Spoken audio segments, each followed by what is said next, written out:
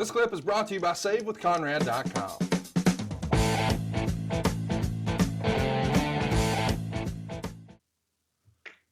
I'm going to need your help on this part, though. Patricia and, am I saying this right? Strategius.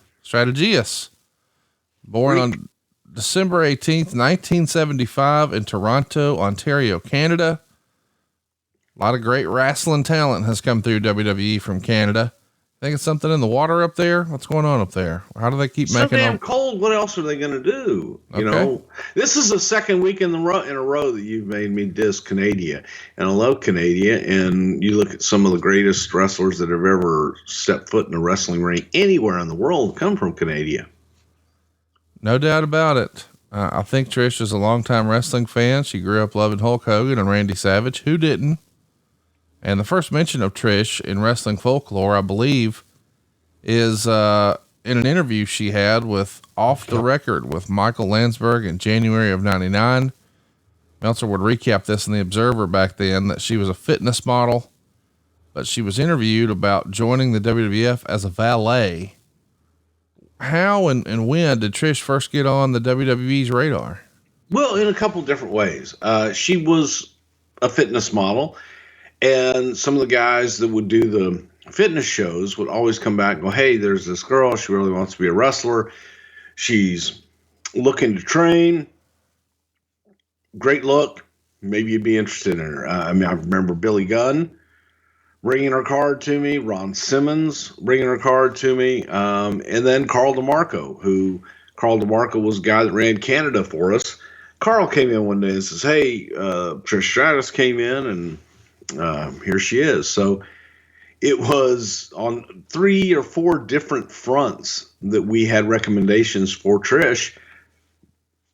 So thought, well, shit, let's give it a try. She's a beautiful young lady. Let's see what she's got. Obviously very athletic, and without a doubt had a passion for the business without ever, being one day in it. She was convinced that that's what she wanted to do.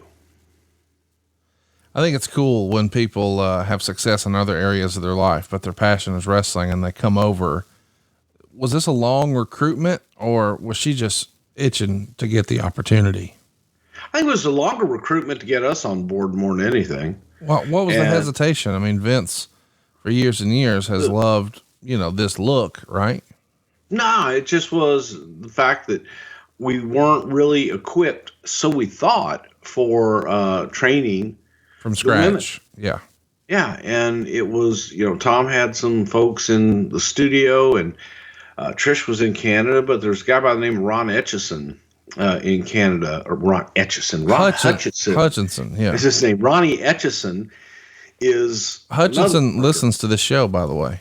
I know. Okay. Sorry. I mean, I love Ron Hutchison. Well, you would think since you know so goddamn much, you'd know how to pronounce his fucking name. No, I wasn't pronouncing his name. I misspoke, Conrad. And there's a fucking guy named Ronnie Etchison that used to work the fucking territories. You got to get hot about it. I made a goddamn honest mistake. You don't have to get hot about it. I misspoke. I apologize, because I would never disparage Mr. Hutchison's fine work. I think he's actually one of the best trainers of talent. He trained Edge, he trained Christian, so I think that his credentials speak for himself. And on top of that, he's a wonderful human being.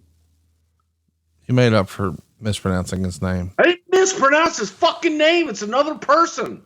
Hey, just in my head, I saw the other person for a minute. Look it up, Ronnie Etchison. Okay, Tom, you don't have to get upset about it. You're not looking it up. No, I'm typing with my finger meats right now. Hey, let me ask you.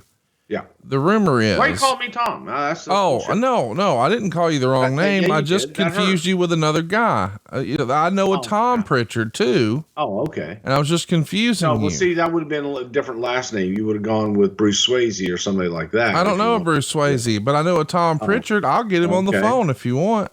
Okay, good. The rumor and innuendo is that Trish was also talking to WCW. Did you hear that?